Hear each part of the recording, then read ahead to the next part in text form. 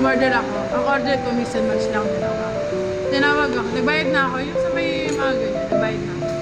Pagka kumaw na order ko, ang dami. 2 bucket. Ang dami kong coke float. Magnanakaw ka pala, gagi.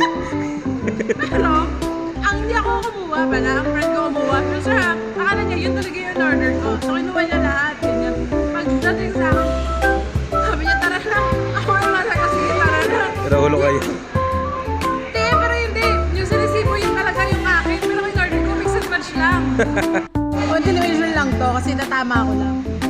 Binalik ko yun. Binalik ko. Kasi sabi ko, nagtaka ako, bakit ganun pa dami yung order ko. Tapos, pinakita yung resibo. Hiningi yung resibo, yung ano, tama naman daw. So, akin daw talaga yun. So, hindi na ako nakipag-debate, guys. Akin daw talaga yun. So, kinuha ko na siya. Yung mix and match ko, naging 2 bucket ng chicken.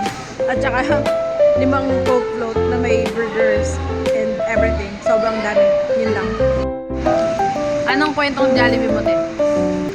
Nag-order ako ng ano? Isang bucket ng chicken. Tapos? Uy, grabe siya. Wow! Perfect! Ang tawag dyan, matakaw. Di. Chicken love ko ng wine. Chicken love. Di pala. Love for Jollibee. Alam mo na. Nag-crave ka lang, te? Hindi, ganun ko mo. Anong usay na nakakataas-taas ka na sa kasaylan?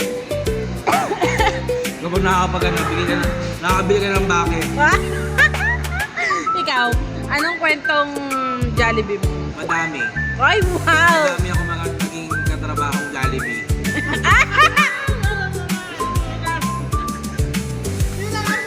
Iba yun eh, iba yun. Diba yun? Okay. Hindi naman sila masarap, pero Jollibee lang talaga. Cut mo na yan.